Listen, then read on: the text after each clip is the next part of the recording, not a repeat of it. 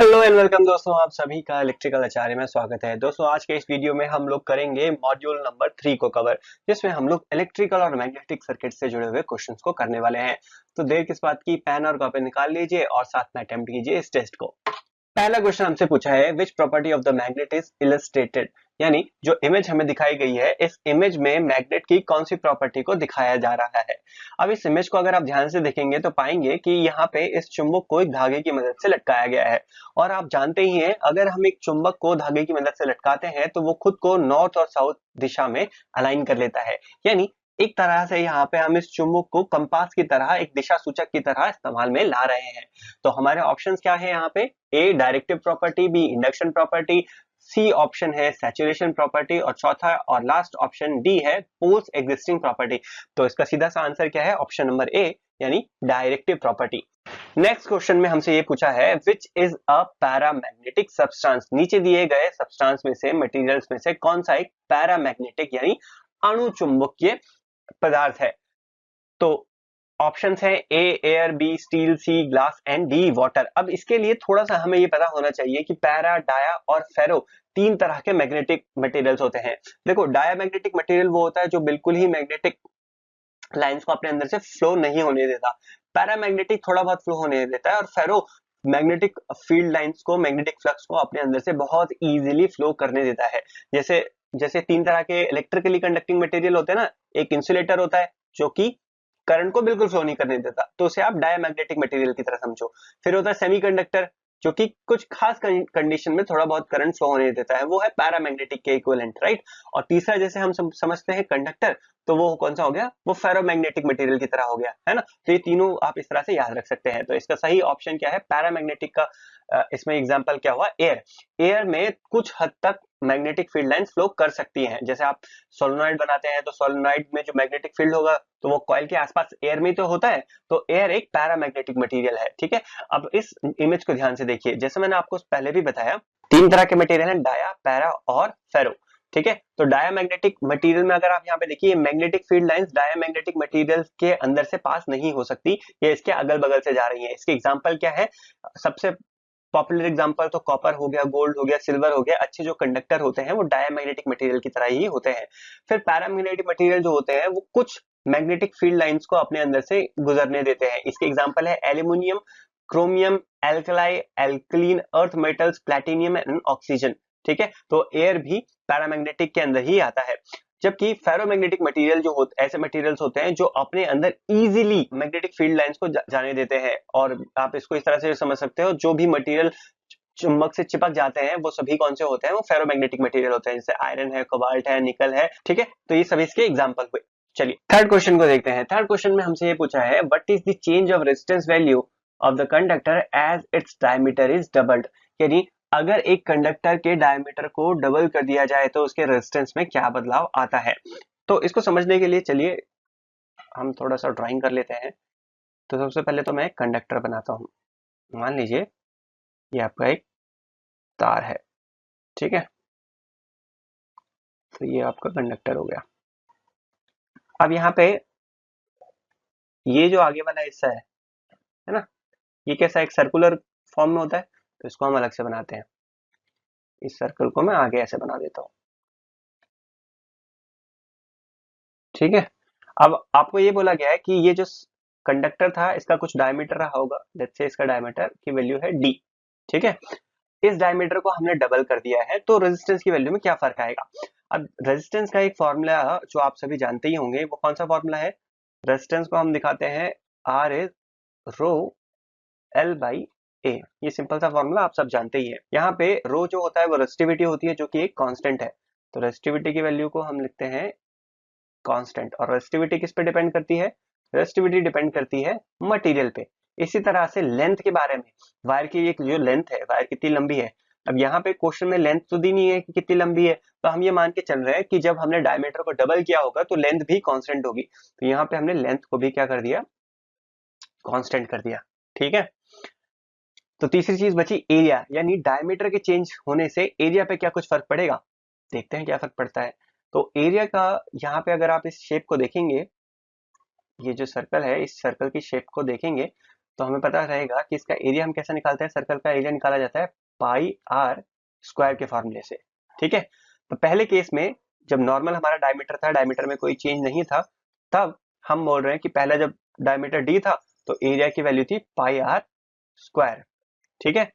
Second case में जब आपने क्या करा, डायमीटर को डबल कर दिया, यानी आपने एक बड़ा सर्कल बना दिया, कंडक्टर को बड़ा बना दिया। अब यहाँ पे डायमीटर की वैल्यू क्या हो जाएगी, डायमीटर डबल किया आपने, 2d हो जाएगी, है ना। सही है इतनी बात। अब यहाँ पे फॉर्मूले में तो रेडियस है, आप ये जानते ही हैं कि जो रेडियस होता है वो क्या होता है, रेडियस डायमीटर का हाफ होता है। यानी अगर ये पूरी लेंथ डायमीटर है, डी है, तो रेडियस कैसे निकालते हैं हम लोग, रेडियस इसका आधा डिस्टेंस होता है, सेंटर से हाफ डिस्टेंस, इसको हम लोग रेडियस बोलते हैं। तो इस आर के बदले हम यहाँ पे क्या लिख सकते हैं, इस आर के बदले हम यहाँ पे लिख सकते हैं पाई इंटू में डी बाई 2 का होल स्क्वायर, है ना। रेडियस का स्क्वायर लिख लो या डायमीटर के हाफ का स्क्वायर लिख लो, एक ही बात है। अब तो ये तो हुआ फर्स्ट केस, इसको बोला मैंने पहला केस। सेकंड केस में देखो, जब आपने क्या करा है, डायमीटर को डबल कर दिया है। सेकंड केस में हम लोग एरिया निकालते हैं, तो पाई इंटू में रेडियस का स्क्वायर। तो रेडियस कैसे निकालेंगे, डायमीटर की जो वैल्यू है इसको हाफ कर दो और इस पूरे का स्क्वायर, पाई आर स्क्वायर, ठीक है। तो यहाँ 2 से 2 घट गया, तो a2 की वैल्यू क्या आई, a2 की वैल्यू आई पाई इंटू में डी का स्क्वायर, ठीक है। और यहाँ पे a1 की वैल्यू क्या थी, a1 की वैल्यू थी देखो यहाँ पे पाई इंटू में डी बाई 2 का स्क्वायर, तो इसको हम ऐसे लिखते हैं डी का स्क्वायर बाय 4, ठीक है। अब दोनों केसेस में हमने क्या करा, एरिया की वैल्यू निकाल ली। अब आपको करना क्या है, सिंपली इन दोनों वैल्यूज को पुट करना है हमारे मेन फॉर्मूले में। थोड़ा सा देखो लेंदी लग रहा होगा, पर ध्यान से देखो तो समझ में आएगा आपको। देखो रेजिस्टेंस का फॉर्मूला है रो एल बाई ए। तो फर्स्ट केस में रेजिस्टेंस में रो की वैल्यू कांस्टेंट है, एल की वैल्यू कांस्टेंट है, ए। पहले केस में यानी जब हमारा नॉर्मल हमारा डायमीटर था, फर्स्ट केस में हम लोग रेजिस्टेंस की वैल्यू कैलकुलेट करेंगे तो वो क्या आएगी, पाई इंटू में डी स्क्वायर अपॉन 4, है ना। अब ये 4 अपॉन में है तो ये ऊपर जा सकता है, तो यहां से रेजिस्टेंस की वैल्यू पहले केस में आएगी 4 इंटू में रो अपॉन में L by pi D square, ठीक है। अब सेकंड केस में जब आपने डायमीटर को डबल कर दिया है, तब क्या आएगी रेजिस्टेंस की वैल्यू, सेकंड केस में देखते हैं। देखो rho L upon, second case में एरिया की वैल्यू क्या आई, पाई इंटू में टी स्क्वायर, ठीक है। सेकंड केस में आपका रेजिस्टेंस सिंपल सा पाई इंटू डी स्क्वायर है। तो पहले केस में कंपेयर करो, देखो पहले केस में फर्स्ट में रेजिस्टिविटी भी है, सेकंड में भी रेजिस्टिविटी है, एल वाला हिस्सा भी कॉमन है, पाई डी स्क्वायर भी कॉमन है। एक्स्ट्रा क्या है फर्स्ट केस में, फर्स्ट केस में जब हमारे डायमीटर की वैल्यू डी थी, यहाँ पे जब हमारे डायमीटर की वैल्यू डी थी, तो रेजिस्टेंस की वैल्यू कितनी आई, 4 इंटू में रेजिस्टिविटी इंटू में L upon pi D square. और जब हमारा डायमीटर हमने डबल कर दिया, 2d कर दिया डायमीटर, तब हमारे रेजिस्टेंस की वैल्यू क्या आई, रेजिस्टिविटी इंटू में L upon pi D square. यानी दोनों केसेस में अगर आप देखेंगे तो पहले केस में जो रेजिस्टेंस था वो 4 टाइम्स ज्यादा था। तो सिंपल सा इसका मतलब ये है कि जब हम लोग डायमीटर को बढ़ाते हैं तो रेजिस्टेंस की वैल्यू क्या होती है, घटती है। ये तो आप जानते हो ना, कंडक्टर जितना बड़ा होगा उसका रेजिस्टेंस उतना कम होगा, है ना। तो डायमीटर को बढ़ाने से रेजिस्टेंस की वैल्यू घटती है। अब डायमीटर को डबल कर देने से रेजिस्टेंस की वैल्यू कितनी घट गई, 4 गुना तक घट गई, ठीक है। तो ये सारी मैथ अगर आपको समझ में नहीं आई है तो इस वीडियो को एक बार रिवाइंड करके देखिए, फिर भी नहीं समझ में आई है तो रट लो, है ना। रटने का सिंपल सा तरीका से ये है कि अगर डायमीटर डबल हो रहा है तो रेजिस्टेंस की वैल्यू घट जाएगी। पर मुझे उम्मीद है कि अगर आप इसको 2 बार देखेंगे तो आपको समझ में आएगा। सिंपल इसमें हम किया क्या है, हमने इस फॉर्मूले का इस्तेमाल किया है। पहले हमने ये निकाला कि रेजिस्टेंस होता क्या है, रेजिस्टेंस होता है रो एल अपॉन में ए, ठीक है। तो नॉर्मल केस में हमने एरिया की वैल्यू कैलकुलेट करी, और सेकंड फिर हमने क्या करा, जब हमारा डायमीटर डबल हो गया था फिर हमने एरिया निकाला, ठीक है। दोनों केसेस में हमने एरिया निकाल दिया। फिर इसके बाद हमने क्या किया, पहले नॉर्मल केस के रेजिस्टेंस की वैल्यू कैलकुलेट करी जो आई 4 इंटू में रो रेजिस्टिविटी इंटू में length upon pi D square. और फिर सेकंड केस में हमने जो हमारा दूसरा एरिया आया था फिर से उसको सेम फॉर्मूला में रखा, तब दोबारा रेजिस्टेंस की वैल्यू निकाली, दोनों को कंपेयर किया तो हमें पता चला कि सेकंड केस में जो रेजिस्टेंस था वो 4 गुना तक कम हो गया था। तो इसका सही जवाब क्या होगा, option number B decreases to 4 times. चलो नेक्स्ट आगे बढ़ते हैं। फोर्थ क्वेश्चन में हमसे ये पूछा है कि what is the effect of electrolytic capacitor if open circuit fault occurs, यानी एक इलेक्ट्रोलाइटिक कैपेसिटर पे क्या फर्क पड़ेगा अगर ओपन सर्किट फॉल्ट होता है।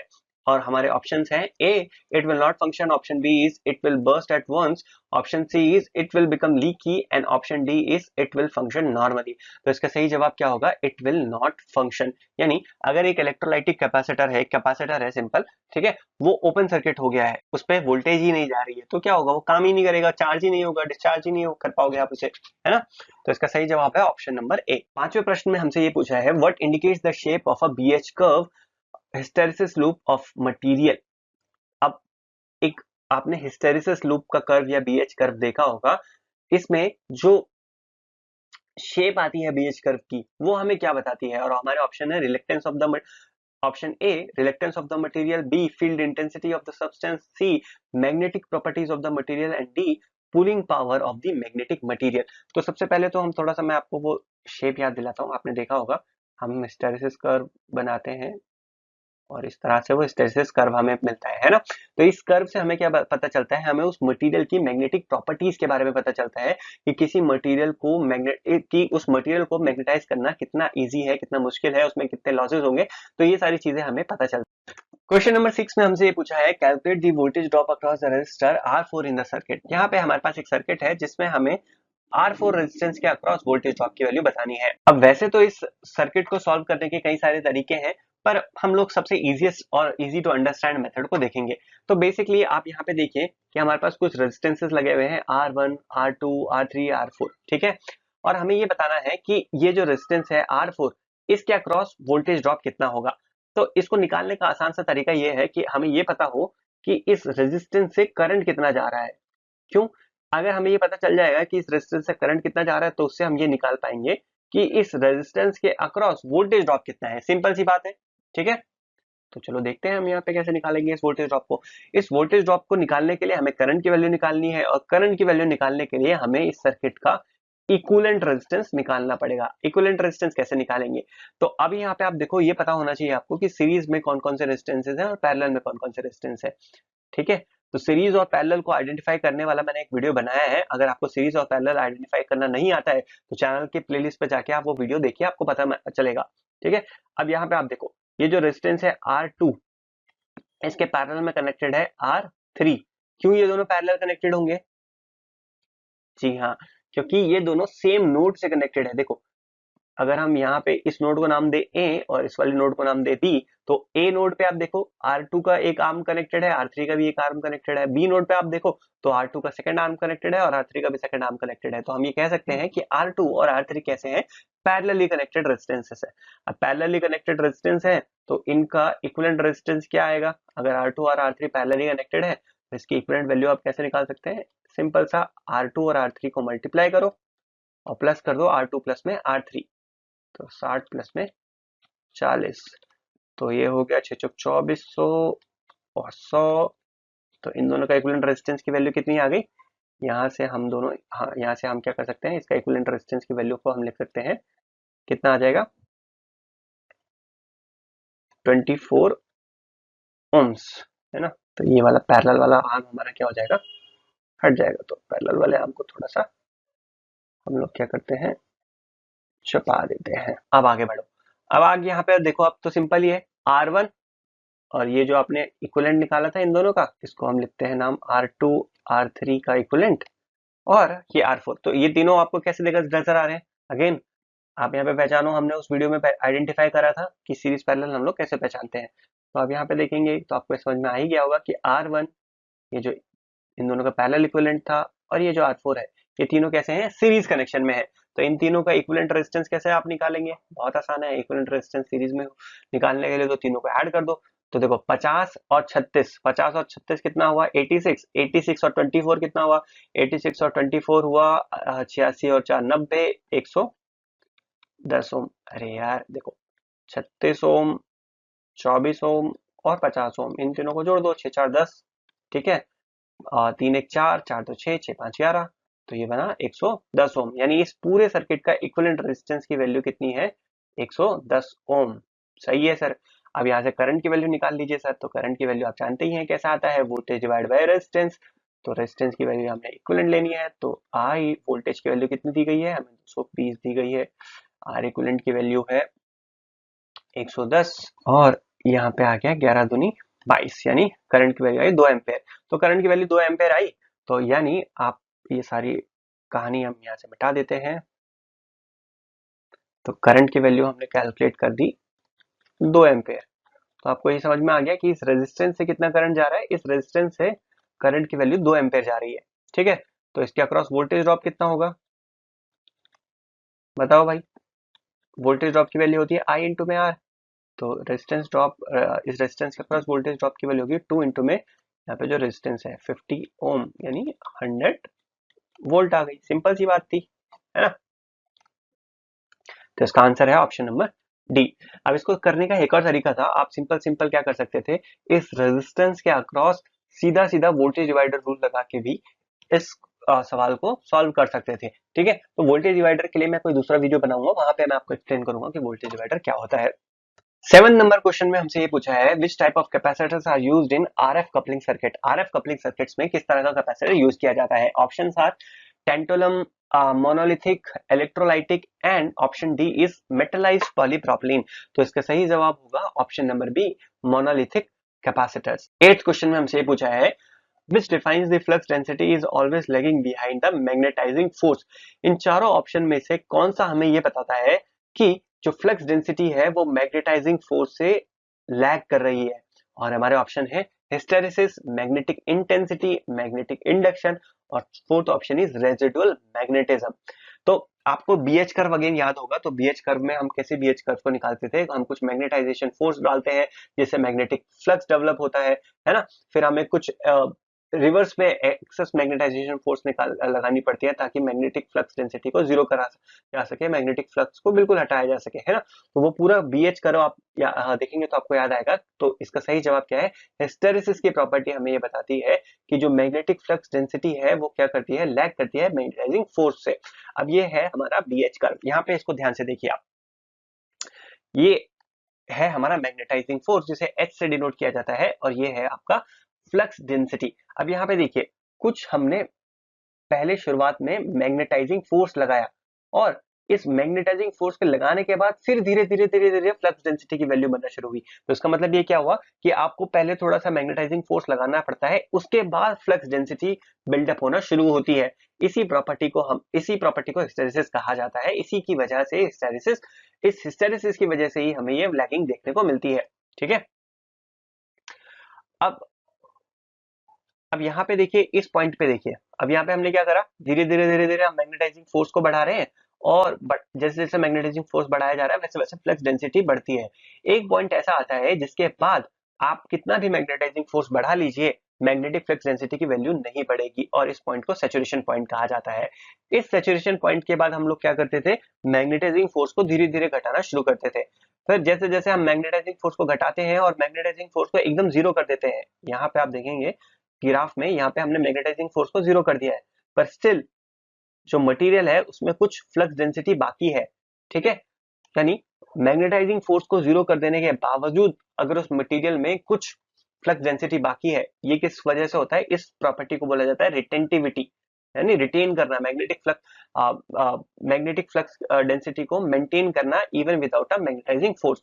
इसके बाद हमें क्या करना पड़ता है, इस फ्लक्स डेंसिटी को रिमूव करने के लिए हम क्या करते हैं, रिवर्स डायरेक्शन में मैग्नेटाइजिंग फोर्स लगाते हैं ताकि हमारा जो मैग्नेटिक फ्लक्स डेंसिटी क्या हो, बिल्कुल रिमूव हो जाए। तो इसे कोहेसिविटी के नाम से जाना जाता है। और अंत में मैग्नेटाइजिंग को अंत में रिवर्स डायरेक्शन में हमें फ्लक्स जनरेट करने के लिए क्या करेंगे हम लोग, फिर मैग्नेटाइजिंग फोर्स जो है वो अपोजिट डायरेक्शन में लगेगा। 9th नंबर क्वेश्चन में हमसे पूछा है, which is the diamagnetic substance. इन चारों में से कौन सा डायमैग्नेटिक सब्सटेंस है जो बिल्कुल भी मैग्नेटाइज नहीं होता है। ठीक है, वुड, निकल, प्लैटिनम एंड मैग्नीज। आप जानते हैं इसका सही जवाब क्या होगा, वुड। ठीक है, हमने पीछे ही डिस्कस किया था पैरा, डाया और फेरो, तीन तरह के मैग्नेटिक मटेरियल्स के बारे में। ठीक है। तो डायमैग्नेटिक कौन से होंगे, जो अपने अंदर से मैग्नेटिक फील्ड लाइंस को गुजारते ही नहीं है, इन बेचारों को चुंबक के पास लेके जाओ, ये कोई भाव ही नहीं देते हैं चुंबक को, है ना। तो वुड ही ऐसा है, वो चिपकता ही नहीं है भाई चुंबक के पास, कोई भाव ही नहीं बेचारे को, ठीक है। 10th नंबर क्वेश्चन में हमसे पूछा है, what precaution to be taken before connecting the different voltage rating capacitors in series. अगर आप सीरीज में अलग अलग रेटिंग के कैपेसिटर्स को कनेक्ट कर रहे हैं तो क्या प्रिकॉशन हमें रखना चाहिए। Option A is all the capacitor must be same manufacturer or manufactured by the same manufacturer. Option B is each capacitor voltage drop must be less than its voltage rating. Option C is total capacitor value must be less than the lowest value of the capacitor and the breakdown voltage of each capacitor must be the same. हमें ये बोला है कि अगर आपने series में कई सारे कैपेसिटर्स लगाए हैं तो किन चीजों का हमें ध्यान रखना है। पहला कि सारे एक ही सब जो कैपेसिटर्स हैं एक ही मैन्युफैक्चरर के होने चाहिए। दूसरा ऑप्शन हमें बोला है कि जो वोल्टेज ड्रॉप है हर एक कैपेसिटर के अक्रॉस वो वोल्टेज रेटिंग से कम होना चाहिए। ये मान लीजिए जैसे एक कैपेसिटर है ना, ऐसे मानते हैं, चलो ये आपने कैपेसिटर 4 कैपेसिटर लगाए सीरीज में, है ना। तो पहला तो ये बोल रहा है कि भाई सब एक ही कंपनी के होने चाहिए, तो सभी मानो एक ही कंपनी के आपने बना दिए। फिर दूसरा बोल रहा है each capacitor voltage drop must be less then voltage rating. अब आप हर एक कैपेसिटर की आप जानते हैं कि एक वोल्टेज ड्रॉप की रेटिंग होती है, ठीक है। अब आपने क्या बोला है कि ये जो वोल्टेज ड्रॉप की रेटिंग है, इस कैपेसिटर के अक्रॉस जो भी वोल्टेज ड्रॉप होगा, इस कैपेसिटर की जो खुद की वोल्टेज रेटिंग है उससे क्या होनी चाहिए, कम होनी चाहिए। क्यों? अगर ज्यादा हो जाएगी तो क्या होगा, कैपेसिटर ब्लास्ट ही हो जाएगा, है ना, कैपेसिटर खराब हो जाएगा, उसकी वोल्टेज रेटिंग से ज्यादा जाएगा तो इंसुलेशन उसका जो वो इंसुलेशन नहीं दे पाएगा ना, उसकी रेटिंग से ऊपर चले गया तो खराब हो जाएगा कैपेसिटर। तीसरा ऑप्शन है total capacitor value must be less then the lowest value of the capacitor. Total capacitor value must be less then the lowest value of the capacitor. अभी सीरीज में जब हम कैपेसिटर्स को कनेक्ट करते हैं तो इनकी वैल्यू क्या होती है, सीरीज में कैपेसिटर्स को जब कनेक्ट किया जाता है तो इक्विवेलेंट कैपेसिटर कैसे निकाला जाता है, जैसे हम लोग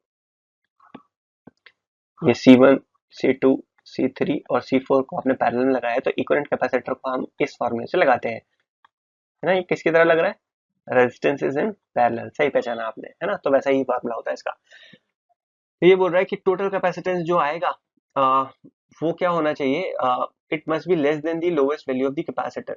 एक कैपेसिटर की वैल्यू से लेस ही आएगा इक्विवेलेंट कैपेसिटर, ये तो सभी जानते ही हैं, कॉमन सेंस की बात है। And fourth option is break down voltage of each capacitor must be same.